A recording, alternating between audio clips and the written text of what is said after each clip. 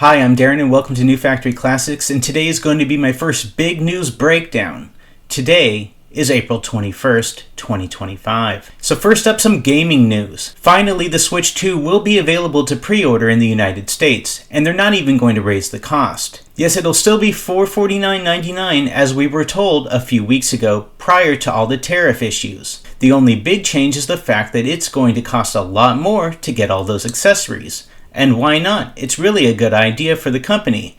Get people in for a cheap amount, and they need those accessories unless they only plan on using that one controller. So get it in, get it cheap, and then they'll have to buy the accessories. Now, of course, Nintendo's not actually going to make any extra money off of that. It'll all go to the United States government, but at least they're going to get those systems out, and they're not raising the price. Other big gaming news is that we found out that the Oblivion Remaster is real and may be announced as early as tomorrow. Yes, we've all seen the leaked images over the last few months of the Oblivion Remaster, and now they're finally going to make it real. Of course, this is horrible news for everyone waiting for Elder Scrolls 6, because this now has some content for them to point at for you to play, instead of actually giving you any real update on the new Elder Scrolls. And guess what? Skyrim came out in 2011, so hopefully a remaster of a game that's almost 20 years old will tide you over. Yes, Elder Scrolls 6 was announced 5 years ago, and we don't really have anything new to point out that actually is really good news. So hopefully the remaster of the game that came out back during the original Bush administration will be enough for you. And now on to TV news. Season 2 of Last of Us released its second episode last night, and if you didn't play the games, you probably were pretty shocked. Yes, unfortunately, when a show is based upon a game, it's going to follow the beats pretty precisely. So those people that played the game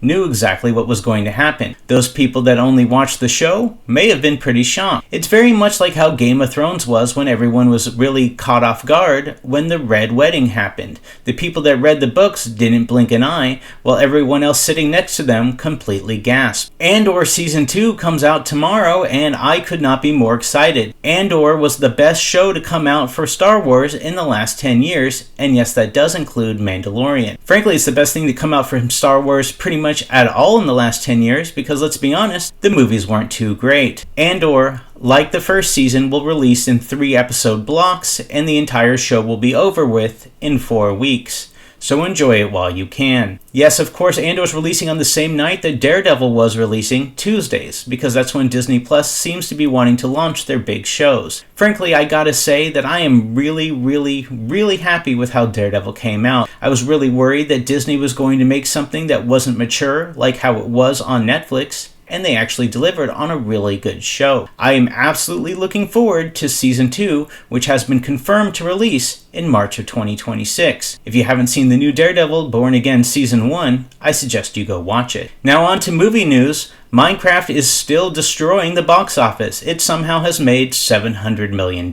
Frankly, I didn't like the original Minecraft games, and I haven't played them since, 1 year into it coming out, but I know kids love it and allows them to actually explore and build, so good for them, and good for bringing it to the big screen. Frankly, it's nice to see a movie that's making a lot of money that's not a sequel. Yeah, it might be a video game come to the main screen, but at least it's something new. Another movie that had a really great weekend was Sinners, a completely original story that actually is doing well with both critics and audiences. In fact, both scores are above 95% on Rotten Tomatoes, and I can't think of the last time that actually happened. Normally one likes it and the other one doesn't, but now they both are liking it. So, if you're wanting to support a new and original film, go see Sinners in the box office. Some bad news for people that are holding their breath for The Batman 2. It seems like it may not be coming out, if ever. In fact, every few days there's new information coming out that Matt Reeves hasn't even delivered a script. The movie came out over 3 years ago and we don't have a script yet for the sequel. Once they get it, then they have to line up Pattinson and any of the other actors that are actually going to be in the sequel. I don't think we'll even see it in 2027 at this point. It might be 2028, which would be almost 6 years between the first and the second one. Way too long of an amount of time that you want between your first movie and your sequel. So it looks like people should be focusing on the DCU and not Elseworlds for right now, so better hope that Superman does well in the box office. Fantastic Four had a new trailer last week, and we found out that Baby Franklin is on his way. If you didn't know, Sue Storm will give birth to a character that's more powerful than almost anyone that we've seen in the MCU. He can alter reality and do a lot of other things, touching different dimensions. Will we see full baby Franklin? Who knows, but more than likely we will see him before the post-credits. Another thing that was causing a lot of issues online was the female Silver Surfer. Despite the fact that she had multiple comic book runs,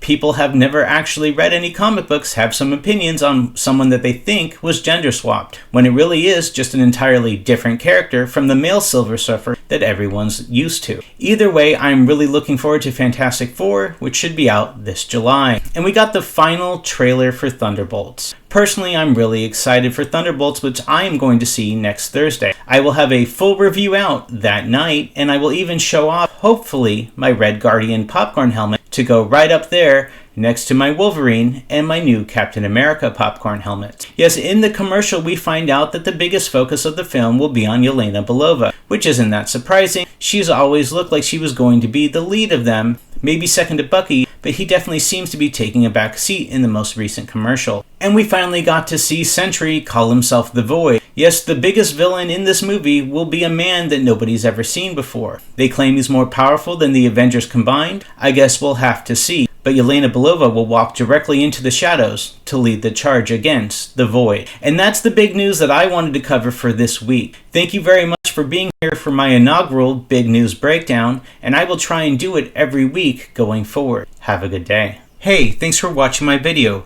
Make sure to click that subscribe button and check out those videos on screen now.